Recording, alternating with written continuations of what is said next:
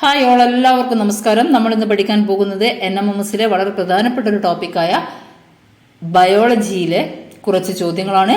അതിൽ നമുക്ക് 7ാം ക്ലാസ്സിലെ ബേസിക് സയൻസിലെ വിളയിക്കാം നൂറുമേനി എന്ന പാഠഭാഗം കൂടെ പഠിക്കാനുണ്ട്. നമ്മുടെ 8ാം ക്ലാസ്സിലെ പാഠപുസ്തകത്തിലെ നട്ടുനനയ്ക്കാം നന്മകൾ കൊയ്യാം എന്ന ബയോളജിയിലെ ഫസ്റ്റ് ചാപ്റ്ററും വിളയിക്കാം നൂറുമേനി എന്ന ബേസിക് സയൻസിലെ 7ാം ക്ലാസ്സിലെ ബേസിക് സയൻസിലെ ഫസ്റ്റ് ചാപ്റ്ററും കൂടെ മിക്സ് ചെയ്താണ് നമ്മൾ ഇന്ന് പഠിക്കാൻ പോകുന്നത്. എല്ലാവരും നന്നായിട്ട് പഠിക്കുക. സാറ്റിനാണ് എല്ലാവർക്കും മാർക്ക് കുറയുക, കാരണം പഠിക്കാമല്ലോ എന്നൊരു വിശ്വാസം. പക്ഷേ 7ാം ക്ലാസ് ആരും ടച്ച് ചെയ്യാതെ പോകും. അവിടെയാണ് നിങ്ങൾക്ക് മാർക്കുകൾ നഷ്ടപ്പെടുക. അതുകൊണ്ട് എല്ലാവരും 7ാം ക്ലാസ്സിലെയും 8ാം ക്ലാസ്സിലെയും പാഠപുസ്തകങ്ങൾ 7ാം ക്ലാസ്സിലെ പാഠപുസ്തകം കംപ്ലീറ്റ് പഠിക്കുക. കൂടാതെ 8ാം ക്ലാസ്സിൽ ക്രിസ്മസ് പരീക്ഷയ്ക്ക് വരുന്നത് വരെയുള്ള എല്ലാ കാര്യങ്ങളും മുഴുവനായിട്ടും പഠിക്കുക.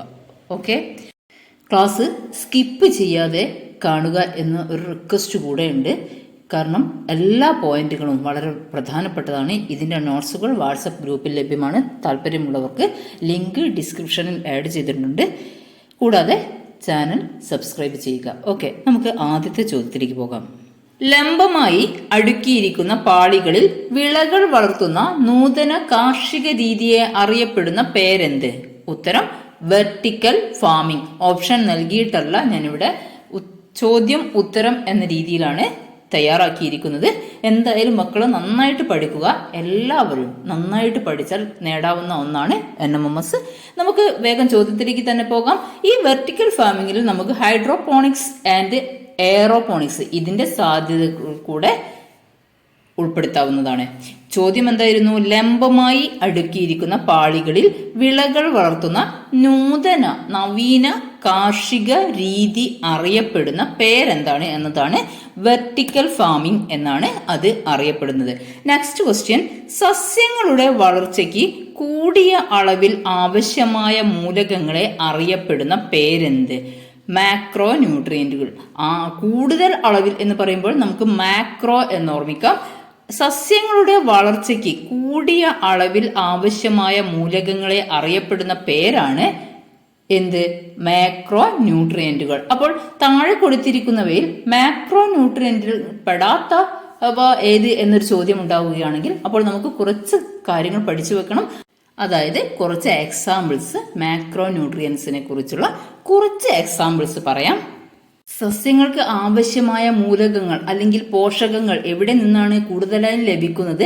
മണ്ണിൽ നിന്നും തന്നെയാണ്. നമ്മൾ വളപ്രയോഗത്തിലൂടെ കൊടുക്കുന്നതും അല്ലെങ്കിൽ നാച്ചുറലി നമ്മുടെ മണ്ണിൽ ഉണ്ടാകുന്നതുമായ കാര്യങ്ങളിൽ നിന്ന് തന്നെയാണ് സസ്യങ്ങൾക്ക് പോഷകങ്ങൾ ലഭിക്കുന്നത്. അപ്പോൾ മാക്രോ ന്യൂട്രിയന്റുകൾ എന്നും മൈക്രോ ന്യൂട്രിയന്റുകൾ എന്നും ഇവയെ തരംതിരിച്ചിരിക്കുന്നു. അതിൽ നമ്മൾ എന്താണ് പഠിച്ചത്? സസ്യങ്ങളുടെ വളർച്ചയ്ക്ക് ആവശ്യമായ അല്ലെങ്കിൽ കൂടിയ അളവിൽ ആവശ്യമായ മൂലകങ്ങളെ അറിയപ്പെടുന്ന പേരാണ് മാക്രോ ന്യൂട്രിയന്റുകൾ. ആ മാക്രോ ന്യൂട്രിയന്റുകൾക്ക് എക്സാമ്പിൾസ് ആണ് നമ്മൾ ഇവിടെ പഠിക്കാൻ പോകുന്നത്.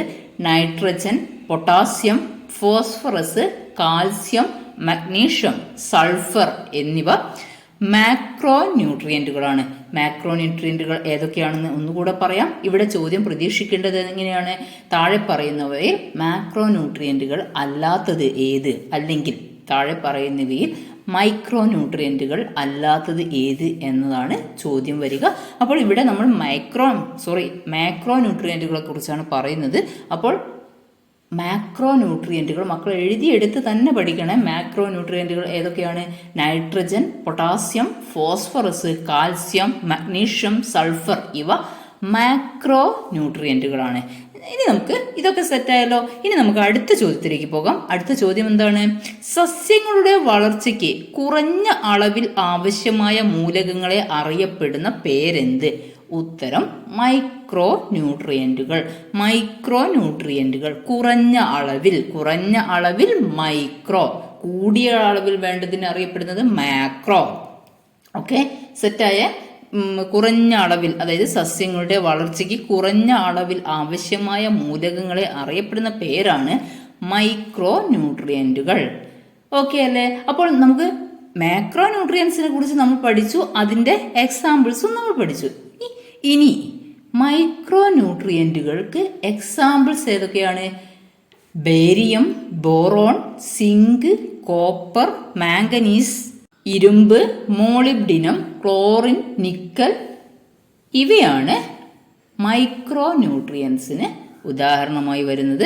നമുക്കിപ്പോൾ പഠിക്കാനുണ്ട്, കെമിസ്ട്രിയിൽ പഠിക്കാനുണ്ട്. നമ്മളിപ്പോൾ പഠിച്ചുകൊണ്ടിരിക്കുന്ന ബയോളജിയാണ്. പക്ഷേ കെമിസ്ട്രിയിൽ നമുക്ക് എന്താണ് പഠിക്കാനുള്ളത്? പീരിയഡിക് ടേബിൾ പഠിക്കാനുണ്ട്, അഥവാ ആവർത്തന പട്ടികയെക്കുറിച്ച് നമുക്ക് പഠിക്കാനുണ്ട്. അതിലെല്ലാ മൂലകങ്ങളെ പറ്റിയും പറയുന്നുണ്ട്. അതാണ് മൂലകങ്ങളെക്കുറിച്ചുള്ള അടിസ്ഥാനമായ രേഖയാണ് പീരിയോഡിക് ടേബിൾ. ഓക്കെയാണ്, എല്ലാവരും നന്നായിട്ട് പഠിക്കണേ. ഇനി നമുക്ക് അടുത്ത ചോദ്യത്തിലേക്ക് പോകാം. അടുത്ത ചോദ്യം എന്താണ്? ഈ 3 സെറ്റായ ഇതുമായി ബന്ധപ്പെട്ടുള്ള ഈ ക്ലാസ്സുമായി ബന്ധപ്പെട്ടിട്ടുള്ള മോക്ക് ടെസ്റ്റ് നിങ്ങൾക്ക് ഞാൻ ഗ്രൂപ്പിൽ നൽകുന്നതാണ്. എല്ലാവരും, എനിക്കൊരു റിക്വസ്റ്റ് ഉണ്ട് നിങ്ങളോട്, എല്ലാവരും ആ മോക്ക് ടെസ്റ്റ് അറ്റൻഡ് ചെയ്യണം. നമുക്ക് ഈ ക്ലാസ്സിൽ പറയുന്നതും നോട്ട്സിൽ തരാത്തതുമായ എല്ലാ കാര്യങ്ങളും ഉൾപ്പെടുത്തിയിട്ടുണ്ടാവും. എക്സ്ട്രാ പോയിന്റുകളും ഉണ്ടായിരിക്കുന്നതാണ്. അതുകൊണ്ട് നിങ്ങൾ എന്തായാലും മോക്ക് ടെസ്റ്റ് അറ്റൻഡ് ചെയ്യുക. അടുത്ത ചോദ്യം, ധാന്യവിളകളിൽ നൈട്രജന്റെ ലഭ്യത എത്രത്തോളം ഉണ്ട് എന്ന് കണ്ടെത്താനുള്ള ഒരു എളുപ്പമാർഗം, നമ്മൾ അതിനായിട്ട് ഉപയോഗിക്കുന്ന എളുപ്പമാർഗം ഏതാണ്? എന്താണ് ചോദ്യം? Leaf colour chart. ധാന്യവിളകളിലെ നൈട്രജന്റെ ലഭ്യത നമുക്ക് മനസ്സിലാക്കാൻ വേണ്ടി നമ്മൾ ഉപയോഗിക്കുന്ന ഒരു മാർഗമാണ് leaf colour chart.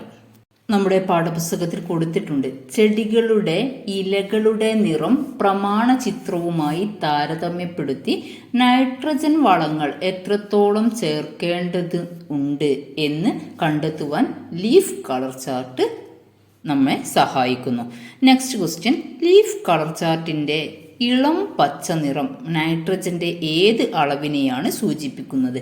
Leaf colour ചാർട്ടിൽ ഇളം പച്ച നിറമാണെങ്കിൽ നൈട്രജന്റെ കുറഞ്ഞ അളവിനെയാണ്, അതായത് ഇളം പച്ച നിറത്തിൽ നൈട്രജന്റെ കുറവിനെയാണ്, ഡെഫിഷ്യൻസിയാണ് സൂചിപ്പിക്കുന്നത്. ഓക്കെയാണ്, ധാന്യവിളകളിലെ നൈട്രജന്റെ കുറഞ്ഞ അളവിനെ സൂചിപ്പിക്കുന്നു എന്ത്?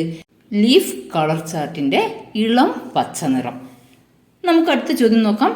ലീഫ് കളർ ചാർട്ടിലെ കടും പച്ച നിറം നൈട്രജന്റെ ഏത് അളവിനെയാണ് സൂചിപ്പിക്കുന്നത്? അതായത് ധാന്യവിളകളിലെ നൈട്രജന്റെ ഏത് അളവിനെയാണ് ലീഫ് കളർ ചാർട്ടിലെ കടും പച്ച നിറം സൂചിപ്പിക്കുന്നത്? നൈട്രജന്റെ അളവ് ആവശ്യത്തിനുണ്ട് എന്ന് കാണിക്കുന്നതാണ് ലീഫ് കളർ ചാർട്ടിലെ കടും പച്ച നിറം. ഓക്കെയാണ്, സെറ്റാണ്. ലീഫ് കളർ ചാർട്ടിലെ ഇളം പച്ച നിറം എന്തിനെയാണ് സൂചിപ്പിക്കുന്നത്? നൈട്രജന്റെ കുറഞ്ഞ അളവിനെ സൂചിപ്പിക്കുമ്പോൾ കടും പച്ച നിറം സൂചിപ്പിക്കുന്നത് എന്തിനെയാണ്? ലീഫ് കളർ ചാർട്ടിലെ കടും പച്ച നിറം സൂചിപ്പിക്കുന്നത് നൈട്രജന്റെ ആവശ്യമായ അളവിൽ നൈട്രജൻ ഉണ്ട് എന്നതാണ് സൂചിപ്പിക്കുന്നത്. സെറ്റാണ്. ഈ 3 ചോദ്യങ്ങൾ ഒന്നുകൂടെ പറയാം, കൺഫ്യൂഷൻ ആവല്ലേ. ധാന്യവിളകളിൽ നൈട്രജന്റെ ലഭ്യത എത്രത്തോളം ഉണ്ട് എന്ന് കണ്ടെത്താനുള്ള ഒരു എളുപ്പമാർഗമാണ് ലീഫ് കളർ ചാർട്ട്. അങ്ങനെ നമ്മൾ ഈ ലീഫ് കളർ ചാർട്ട് ഉപയോഗിച്ച് നോക്കുന്ന സമയത്ത് അതിൽ ഇളം പച്ച നിറമാണ് കാണിക്കുന്നത് എങ്കിൽ അതിൽ നൈട്രജന്റെ കുറഞ്ഞ അളവിനെയും, കടും പച്ച നിറമാണ് കാണിക്കുന്നത് എങ്കിൽ ആവശ്യത്തിന് നൈട്രജൻ സസ്യങ്ങളിലുണ്ട് എന്നുമാണ് നമുക്ക് മനസ്സിലാക്കാൻ കഴിയുക. ഓക്കെയാണ്. നെക്സ്റ്റ് ക്വസ്റ്റ്യൻ, സസ്യ ഇലകൾ മഞ്ഞ നിറമാകുന്ന രോഗം അറിയപ്പെടുന്നത് എന്താണ്? ക്ലോറോസിസ്. സസ്യ ഇലകൾ മഞ്ഞ നിറമാകുന്ന രോഗം അറിയപ്പെടുന്ന പേരാണ് ക്ലോറോസിസ്. പക്ഷെ സസ്യത്തിന് മഞ്ഞ നിറം കൊടുക്കുന്ന വർണ്ണവസ്തു ഏതാണ്? സാന്തോഫിൻ. സാന്തോഫിനാണ് ഇലകൾക്ക് മഞ്ഞ നിറം നൽകുന്ന വർണ്ണവസ്തു. എന്നാൽ സസ്യ ഇലകൾ മഞ്ഞ നിറമാകുന്ന രോഗം ചോദിച്ചാൽ അത് ക്ലോറോസിസ് ആണ്. ഇലകൾക്ക് പച്ച നിറം നൽകുന്നത് ഹരിതകമാണ്. ഹരിതകമാണ് ഇലകൾക്ക് പച്ച നിറം നൽകുന്നത്. നെക്സ്റ്റ്, മാതൃസസ്യത്തിന്റെ അതേ ഗുണങ്ങൾ ഉള്ള ധാരാളം സസ്യങ്ങളെ ഉൽപ്പാദിപ്പിക്കാൻ കഴിയുന്ന സാങ്കേതിക വിദ്യ ഏത്? ഉത്തരം ടിഷ്യൂ കൾച്ചർ.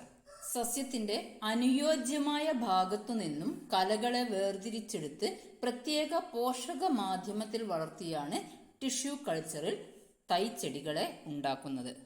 നെക്സ്റ്റ് ക്വസ്റ്റ്യൻ, വേനൽക്കാലത്തും മഴക്കാലത്തും ഒരുപോലെ കൃഷി ചെയ്യാൻ സഹായിക്കുന്ന ഒരു സംവിധാനത്തിന് ഉദാഹരണം ചോദിച്ചാൽ അതിനുത്തരമാണ് ഹരിതഗ്രഹം അഥവാ ഗ്രീൻ ഹൗസ്. എക്സ്ട്രാ പോയിന്റുകളൊന്നും ഞാൻ കണക്ട് ചെയ്ത് പറയുന്നില്ല. അതെല്ലാം നമുക്ക് ഗ്രൂപ്പിൽ നടത്തുന്ന എക്സാമിൽ അത്തരം ചോദ്യങ്ങൾ നിങ്ങൾക്ക് വരാൻ സാധ്യതയുള്ള ഈ പാഠഭാഗവുമായി നിങ്ങൾക്ക് വരാൻ സാധ്യതയുള്ള മുഴുവൻ ചോദ്യങ്ങളും ഉൾപ്പെടുത്തിയിട്ടാണ് GFOM തയ്യാറാക്കുക. എല്ലാവരും അത് അറ്റൻഡ് ചെയ്യാൻ ശ്രമിക്കുക. ഓക്കെ അല്ലേ? നെക്സ്റ്റ് ക്വസ്റ്റ്യൻ, ജനിതക ഘടനയിൽ മാറ്റം വരുത്തി വിളകളിൽ പുതിയ സ്വഭാവ സവിശേഷതകൾ കൊണ്ടുവരുന്ന ആധുനിക സാങ്കേതിക വിദ്യയാണ് ജനിതക എഞ്ചിനീയറിംഗ്. ഇതുമൂലമുണ്ടാക്കുന്ന വിളകളെ അറിയപ്പെടുന്ന പേരാണ് GM വിളകൾ. GM എന്നതിന്റെ full form genetically modified crops എന്നതാണ്. ഓക്കെയാണ്. നെക്സ്റ്റ് ക്വസ്റ്റ്യൻ എടുത്തിരിക്കുന്നത് 7ാം ക്ലാസ്സിലെ ബേസിക് സയൻസിലെ ചോദ്യമാണ്. നമ്മുടെ ഈ പാഠഭാഗവുമായി വളരെയധികം കണക്ട് ചെയ്തിട്ടുള്ള പാഠഭാഗമാണ് 7ാം ക്ലാസ്സിലെ 1ാമത്തെ ചാപ്റ്റർ. ഓക്കെ. മാതൃസസ്യത്തിന്റെ കമ്പുകളിൽ വേര് മുളപ്പിച്ച ശേഷം ആ ഭാഗം മുറിച്ചു നട്ട് പുതിയ തൈകൾ ഉണ്ടാക്കുന്ന രീതി ഏത് പേരിൽ അറിയപ്പെടുന്നു? പതിവക്കൽ അഥവാ ലയറിംഗ് എന്ന പേരിലാണ് അത് അറിയപ്പെടുന്നത്. ആ ചോദ്യം സെറ്റായാലോ? മാതൃസസ്യത്തിന്റെ കമ്പുകളിൽ വേര് മുളപ്പിച്ച ശേഷം ആ ഭാഗം മുറിച്ചു നട്ട് പുതിയ തൈകൾ ഉണ്ടാക്കുന്ന രീതി ഏത് പേരിൽ അറിയപ്പെടുന്നു? പതിവക്കൽ അഥവാ ലെയറിംഗ് എന്ന പേരിലാണ് അറിയപ്പെടുന്നത്. 2 തരം ലെയറിങ്ങുകളുണ്ട്, എയർ ലെയറിങ്ങും സെർപ്പന്റൈൻ ലെയറിങ്ങും. അത് രണ്ടും നമുക്ക് ക്വസ്റ്റ്യൻസ് ആയിട്ട് ഞാൻ നിങ്ങൾക്ക് എക്സാമിന് നൽകുന്നതാണ്. ഓക്കെ, അതിനുള്ള എക്സാമ്പിൾ കേട്ടോ. ഓക്കെ. നെക്സ്റ്റ് ക്വസ്റ്റ്യൻ, ഗുണമേന്മയുള്ള ഒരു സസ്യത്തിന്റെ കമ്പ് അതേ വർഗത്തിൽപ്പെട്ട വേരോട് കൂടിയ മറ്റൊരു സസ്യത്തിൽ ഒട്ടിച്ചേർത്ത് മികച്ച ഇനം തൈ ഉൽപ്പാദിപ്പിക്കുന്ന രീതി അറിയപ്പെടുന്ന പേരെന്ത്? ഉത്തരം കമ്പൊട്ടിക്കൽ അഥവാ ഗ്രാഫ്റ്റിംഗ്. ഐ റിപ്പീറ്റ്, ഗുണമേന്മയുള്ള ഒരു സസ്യത്തിന്റെ കമ്പ് അതേ വർഗത്തിൽപ്പെട്ട വേരോട് കൂടിയ മറ്റൊരു സസ്യത്തിൽ ഒട്ടിച്ചു ചേർത്ത് മികച്ച ഇനം തൈ ഉൽപ്പാദിപ്പിക്കുന്ന രീതിയെ അറിയപ്പെടുന്നത് ഏത് പേരിലാണ്? കമ്പൊട്ടിക്കൽ അഥവാ ഗ്രാഫ്റ്റിംഗ് എന്ന പേരിലാണ്. ഇവിടെ 2 വേർഡുകൾ നമ്മൾ പഠിക്കാനുണ്ട്. റൂട്ട് സ്റ്റോക്കും സയണും. ഇതെന്താണെന്ന് നമ്മൾ പഠിക്കണം. എന്താണ് റൂട്ട് സ്റ്റോക്ക്? ഒട്ടിക്കാനായി തിരഞ്ഞെടുക്കുന്ന വേരോട് കൂടിയ ചെടിയെയാണ് അല്ലെങ്കിൽ വേരോട് കൂടിയ കമ്പിനെയാണ് റൂട്ട് സ്റ്റോക്ക് എന്ന് അറിയപ്പെടുന്നത്. ആ റൂട്ട് സ്റ്റോക്കിൽ ഒട്ടിക്കുന്ന കമ്പിനെയാണ് സയൺ എന്നറിയപ്പെടുന്നത്. ക്ലിയർ ആയേ? ഒന്നുകൂടെ പറയാം. ഗുണമേന്മയുള്ള ഒരു സസ്യത്തിന്റെ കമ്പ് അതേ വർഗത്തിൽപ്പെട്ട വേരോട് കൂടിയ മറ്റൊരു സസ്യത്തിൽ ഒട്ടിച്ചു ചേർത്ത് മികച്ച ഇനം തൈ ഉൽപ്പാദിപ്പിക്കുന്ന രീതിയാണ് കമ്പൊട്ടിക്കൽ അഥവാ ഗ്രാഫ്റ്റിംഗ് എന്ന പേരിൽ അറിയപ്പെടുന്നത്. അപ്പോൾ ഈ റൂട്ട് സ്റ്റോക്ക് എന്താണ്? ഇങ്ങനെ ഗ്രാഫ്റ്റിങ്ങിനായി തിരഞ്ഞെടുക്കുന്ന, ഒട്ടിക്കാനായി തിരഞ്ഞെടുക്കുന്ന വേരോട് കൂടിയ ചെടിയെ ആണ് റൂട്ട് സ്റ്റോക്ക് എന്ന് അറിയപ്പെടുന്നത്. അപ്പോൾ ആ റൂട്ട് സ്റ്റോക്കിൽ ഒട്ടിക്കുന്ന പുതിയ കമ്പിനെയാണ് സയൺ എന്ന പേരിൽ അറിയപ്പെടുന്നത്. നെക്സ്റ്റ്, എന്താണ് ബഡ്ഡിംഗ്? ഗുണമേന്മയുള്ള ഒരു സസ്യത്തിന്റെ മുകുളം അതേ വർഗത്തിൽപ്പെട്ട വേരോട് കൂടിയ മറ്റൊരു സസ്യത്തിൽ ഒട്ടിച്ചു ചേർത്ത് മികച്ച നടീൽ വസ്തു ഉണ്ടാക്കുന്ന രീതി അറിയപ്പെടുന്നത് മുകുളം ഒട്ടിക്കൽ അഥവാ ബഡ്ഡിംഗ് എന്നാണ്. നമുക്ക് സാറ്റ് പഠിച്ചെടുക്കാനാണ് കുറച്ച് ബുദ്ധിമുട്ട്. 7ാം ക്ലാസ്സിലെ ബേസിക് സയൻസും 8ാം ക്ലാസ്സിലെ ബേസിക് സയൻസും അതിൻ്റെ പുസ്തകങ്ങൾ അല്ലെങ്കിൽ അതിൻ്റെ നോട്ട്സ് നിങ്ങളുടെ മുമ്പിൽ വെച്ചതിന് ശേഷമാണ് നിങ്ങൾ സാറ്റ് പഠിക്കാൻ തുടങ്ങേണ്ടത്. കാരണം 2ലെയും കാര്യങ്ങൾ കണക്റ്റഡ് ആയതുകൊണ്ട് ഒന്ന് നോക്കുമ്പോൾ അതിൻ്റെ ബേസും കൂടെ നിങ്ങൾ പഠിച്ചു വെക്കുക. എന്നാൽ നിങ്ങൾക്ക് സാറ്റിൽ നന്നായിട്ട് മാർക്ക് സ്കോർ ചെയ്യാൻ പറ്റും. ഓക്കെ, നെക്സ്റ്റ് ക്വസ്റ്റ്യൻ, എന്താണ് വർഗസങ്കരണം? What is hybridisation? ഒരേ വർഗത്തിൽപ്പെട്ടതും വ്യത്യസ്ത ഗുണങ്ങൾ ഉള്ളതുമായ 2 ചെടികൾ തമ്മിൽ കൃത്രിമ പരാഗണം നടത്തി 2ന്റെയും ഗുണങ്ങൾ ചേർന്ന പുതിയ വിത്തുകൾ ഉൽപ്പാദിപ്പിക്കുന്ന രീതിയാണ് വർഗസങ്കരണം അഥവാ ഹൈബ്രിഡൈസേഷൻ എന്ന് അറിയപ്പെടുന്നത്. ഓക്കെയാണ്. നെക്സ്റ്റ് ക്വസ്റ്റ്യൻ, മുളകിന്റെ പ്രധാനപ്പെട്ട സങ്കര ഇനം വിത്തുകൾ ഏതൊക്കെയാണ്? മുളകിന്റെ പ്രധാനപ്പെട്ട സങ്കര ഇനം വിത്തുകൾ ഏതൊക്കെയാണ്? നമ്മുടെ 7ാം ക്ലാസ്സിലെ പാഠപുസ്തകത്തിൽ പറഞ്ഞിരിക്കുന്ന എല്ലാ സങ്കര ഇനം വിത്തുകളും ഞാനിവിടെ ചേർത്തിട്ടുണ്ട്. കൃത്യമായിട്ട് പഠിക്കുക. ഓക്കെ ആണ്, ഞാൻ പറയുകയാണ്. മുളകിൻ്റെ പ്രധാനപ്പെട്ട സങ്കര ഇനം വിത്തുകൾ ഏതൊക്കെയാണ്? ഉജ്ജ്വല, ജ്വാലാമുഖി, അനുഗ്രഹ, സൂര്യമുഖി, അതുല്യ, വെള്ളായണി. വെള്ളായണി നമുക്ക് കൺഫ്യൂഷൻ വരുന്നൊരു ചോദ്യം, അതായത് ഒരു സങ്കര ഇനം വിത്താണ്. അതുകൊണ്ട് അത് ഉറപ്പിച്ച് പഠിക്കുക. ഒന്നുകൂടെ പറയാം. മുളകിൻ്റെ പ്രധാനപ്പെട്ട സങ്കര ഇനം വിത്തുകൾ ഏതൊക്കെയാണ്? ഉജ്ജ്വല, ജ്വാലാമുഖി, അനുഗ്രഹ, സൂര്യമുഖി, അതുല്യ, വെള്ളായണി. നെക്സ്റ്റ് നമ്മൾ നോക്കുന്നത് പയറിന്റെ വളരെ പ്രധാനപ്പെട്ട സങ്കര ഇനം വിത്തുകൾ ഏതൊക്കെയാണ് എന്താണ്? ജ്യോതിക, ഭാഗ്യലക്ഷ്മി, ലോല, മാലിക. ഇവയെല്ലാം പയറിന്റെ വളരെ പ്രധാനപ്പെട്ട സങ്കര ഇനം വിത്തുകളാണ്. നെക്സ്റ്റ് നമുക്ക് നോക്കാം. നെല്ലിന്റെ സങ്കര ഇനം വിത്തുകൾ ഏതൊക്കെയാണ്? പവിത്ര, അന്നപൂർണ, ശബരി, അരുണ, രമണിക, നിള, ഉമ, മനുപ്രിയ.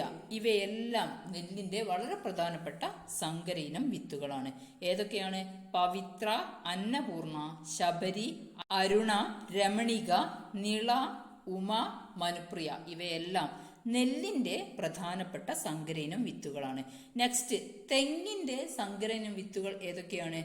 അനന്തഗംഗ, കേരഗംഗ, ചന്ദ്രലക്ഷ, ചന്ദ്രശങ്കര, ലക്ഷഗംഗ. ഇനി നമുക്ക് വെണ്ടയുടെ സങ്കര ഇനം വിത്തുകൾ ഏതൊക്കെയാണെന്ന് നോക്കാം. സൽകീർത്തി, കിരൺ, അർക്ക, അനാമിക. സൽകീർത്തി, കിരൺ, അർക്ക, അനാമിക. ഇവയെല്ലാം വെണ്ടയുടെ സങ്കര ഇനം വിത്തുകളാണ്. നെക്സ്റ്റ് വളരെ പ്രധാനപ്പെട്ട ഒരു ചോദ്യമാണ്, ചോദിക്കാൻ സാധ്യതയുള്ള. കേരള കാർഷിക സർവകലാശാല സ്ഥിതി ചെയ്യുന്നത് എവിടെയാണ്? കേരള കാർഷിക സർവകലാശാല സ്ഥിതി ചെയ്യുന്നത് മണ്ണുത്തിയിലാണ്. തൃശ്ശൂരിലെ മണ്ണുത്തിയിലാണ് കേരള കാർഷിക സർവകലാശാല സ്ഥിതി ചെയ്യുന്നത്. കേരള കാർഷിക സർവകലാശാല വികസിപ്പിച്ചെടുത്ത പാവലിന്റെ പേരെന്താണ്? പ്രിയങ്ക. കേരള കാർഷിക സർവകലാശാല വികസിപ്പിച്ചെടുത്ത പാവലിന്റെ പേര് ചോദിച്ചാൽ ഉത്തരം പ്രിയങ്ക. Next question. തക്കാളിയുടെ സങ്കര ഇനം വിത്തുകൾ ഏതൊക്കെയാണ്? ശക്തി, മുക്തി, അനഘ, അക്ഷയ. ശക്തി, മുക്തി, അനഘ, അക്ഷയ. ഇവയാണ് തക്കാളിയുടെ സങ്കര ഇനം വിത്തുകൾ. കുരുമുളകിന്റെ സങ്കര ഇനം വിത്തുകൾ ഏതൊക്കെയാണ്? പന്നിയൂർ, പന്നിയൂർ 1, പന്നിയൂർ 2, അങ്ങനെ 6 വരെ പോകുന്നുണ്ട്. പിന്നെ ശുഭകര, കരിമുണ്ട. ഏതൊക്കെയാണ്? പന്നിയൂർ, ശുഭകര, കരിമുണ്ട. ഇവയെല്ലാം കുരുമുളകിന്റെ സങ്കര ഇനം വിത്തുകളാണ്. വളരെ പ്രധാനപ്പെട്ട സങ്കര ഇനം വിത്തുകളെ കുറിച്ചെല്ലാം നമ്മൾ പഠിച്ചു കഴിഞ്ഞു. മക്കൾ നന്നായിട്ട് പഠിക്കുക. മറന്നു പോകും എന്ന് ഉറപ്പുള്ളവർ എഴുതിയെടുത്ത് തന്നെ പഠിക്കുക. ഓക്കെയാണ്. ഇനി നമുക്ക് പഠിക്കാനുള്ളത് കേന്ദ്ര കിഴങ്ങുവിള ഗവേഷണ കേന്ദ്രം സ്ഥിതി ചെയ്യുന്നത് എവിടെയാണ്? ശ്രീകാര്യം. തിരുവനന്തപുരത്തുള്ള ശ്രീകാര്യത്താണ് കേന്ദ്ര കിഴങ്ങുവിള ഗവേഷണ കേന്ദ്രം സ്ഥിതി ചെയ്യുന്നത്. Next Kerala rubber research institute Puthuppally. കോട്ടയത്തെ പുതുപ്പള്ളിയിലാണ് കേരള റബ്ബർ റിസർച്ച് ഇൻസ്റ്റിറ്റ്യൂട്ട് സ്ഥിതി ചെയ്യുന്നത്. ഇതെല്ലാം നിങ്ങളുടെ പാഠപുസ്തകത്തിലുള്ളതാണ്, കൃത്യമായിട്ട് പഠിക്കുക. ഓക്കെ. നെക്സ്റ്റ് കേന്ദ്ര തോട്ടവിള ഗവേഷണ കേന്ദ്രം എവിടെയാണ്? കാസർഗോഡ്. കാസർഗോഡാണ് കേന്ദ്ര തോട്ടവിള ഗവേഷണ കേന്ദ്രം സ്ഥിതി ചെയ്യുന്നത്. ഇനി നമുക്ക് പഠിക്കാനുള്ളത് ഡ്രിപ്പ് ഇറിഗേഷൻ, വിക്ക് ഇറിഗേഷൻ, മൾച്ചിങ് ഇവയെക്കുറിച്ചാണ്. അതിൽ ഫസ്റ്റ് വൺ തുള്ളി നന. ജലത്തെ തുള്ളികളായി വേര് പടലത്തിലേക്ക് വീഴ്ത്താൻ സഹായിക്കുന്ന പൈപ്പുകളും വാൽവുകളും ഉപയോഗിച്ചുള്ള ജലസേചന രീതി അറിയപ്പെടുന്നതാണ് തുള്ളി നന. ഓക്കെ, ഒന്നുകൂടെ പറയാം. ജലത്തെ തുള്ളികളായി വേര് പടലത്തിലേക്ക് വീഴ്ത്താൻ സഹായിക്കുന്ന പൈപ്പുകളും വാൽവുകളും ഉപയോഗിച്ചുള്ള ജലസേചന രീതി അറിയപ്പെടുന്നത് തുള്ളി നന എന്നാണ്, അഥവാ ഡ്രിപ്പ് ഇറിഗേഷൻ. നെക്സ്റ്റ് വിക്ക് ഇറിഗേഷൻ അഥവാ തിരിനന എന്താണെന്ന് നോക്കാം. പരുത്തി തുണി കൊണ്ടുള്ള തിരിയുടെ സഹായത്താൽ ജലസ്രോതസ്സിൽ നിന്ന് ചെടികളുടെ വേരുപടലത്തിന് സമീപത്തേക്ക് ജലം നേരിട്ടെത്തിക്കുന്ന രീതിയാണ് തിരിനന അഥവാ വിക്ക് ഇറിഗേഷൻ. അപ്പോൾ പരുത്തി തുണി കൊണ്ടുള്ള തിരി അത് ഓർമ്മിച്ചാൽ മതി, അതാണ് തിരിനന അഥവാ വിക്ക് ഇറിഗേഷൻ എന്നറിയപ്പെടുന്നത്. പിന്നെ പൈപ്പുകളും വാൽവുകളും ഉപയോഗിച്ചുള്ള ജലസേചന രീതിയാണ് തുള്ളിനന അഥവാ ഡ്രിപ്പ് ഇറിഗേഷൻ. രണ്ടും സെറ്റായ നെക്സ്റ്റ് പുതയിടൽ മൾച്ചിങ് എന്താണ്? ബാഷ്പീകരണം നിമിത്തമുള്ള ജലനഷ്ടം കുറയ്ക്കുവാൻ കരിയിലകൾ, വൈക്കോൽ എന്നിവ ഉപയോഗിച്ച് കൃഷിയിടങ്ങളിലെ മണ്ണിനെ ആവരണം ചെയ്യുന്ന ഒരു പരമ്പരാഗത രീതിയാണ് പുതയിടൽ. ഓക്കെ, അപ്പോൾ തിരിനന എന്ന് ആ ഉത്തരം വരുന്ന ചോദ്യത്തിൽ എന്തായാലും പരുത്തി തുണി കൊണ്ടുള്ള തിരി, അത് നമുക്ക് എന്തായാലും ഉറപ്പിക്കാം അത് തിരിനനയാണെന്ന്.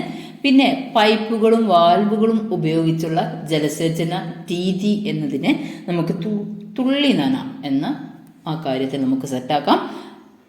പിന്നെ കരിയിലകൾ, വൈക്കോൽ, ഈ വാക്കുകൾ അവിടെ വരുന്നുണ്ടെങ്കിൽ അതെന്തായാലും പുതയിടലാണ്. ഈ 3 ചോദ്യോത്തരങ്ങളും സെറ്റായ. നെക്സ്റ്റ്, ഭൗമസൂചിക പദവി ജിയോഗ്രഫിക്കൽ ഇൻഡിക്കേഷൻ ലഭിച്ച കുറച്ച് കാര്യങ്ങൾ നമുക്ക് പഠിച്ചെടുക്കാം. ഒന്ന്, പാലക്കാടൻ മട്ടയരി, മലബാർ കുരുമുളക്, കുറ്റ്യാട്ടൂർ മാങ്ങ, കൊടുങ്ങല്ലൂർ പൊട്ടുവെള്ളരി, തിരൂർ വെറ്റില ഇവയെല്ലാം ഭൗമസൂചിക പദവി ലഭിച്ച ഉൽപ്പന്നങ്ങളാണ്. നമ്മൾ ഈ ചാപ്റ്ററിൽ നിന്ന് ഒരു 35ഓളം ചോദ്യങ്ങൾ കവർ ചെയ്തു. ബാക്കിയുള്ള ചോദ്യങ്ങൾ ഗൂഗിൾ ഫോമിലൂടെ നിങ്ങൾക്ക് നൽകുന്ന എക്സാമിൽ ഉൾപ്പെടുത്തും. വാട്സപ്പ് ഗ്രൂപ്പിലാണ് അത് ലഭിക്കുക. അതിൻ്റെ ലിങ്ക് ഡിസ്ക്രിപ്ഷനിൽ ആഡ് ചെയ്യാം. അതേപോലെ തന്നെ നിങ്ങൾക്ക് ഈ ക്ലാസ് ഇഷ്ടമായിട്ടുണ്ടെങ്കിൽ ഒന്ന് ലൈക്ക് ചെയ്യുക, കൂട്ടുകാരിലേക്ക് ഷെയർ ചെയ്യുക, സബ്സ്ക്രൈബ് ചെയ്യാതെ കാണുന്നവരുണ്ടെങ്കിൽ സബ്സ്ക്രൈബ് ചെയ്യുക. ഓക്കെ, പരീക്ഷ അടുത്ത് വന്നു, അതുകൊണ്ട് ഡെയിലി ക്ലാസ്സുകൾ അപ്ലോഡ് ചെയ്യുന്നതായിരിക്കും. Okay, see U.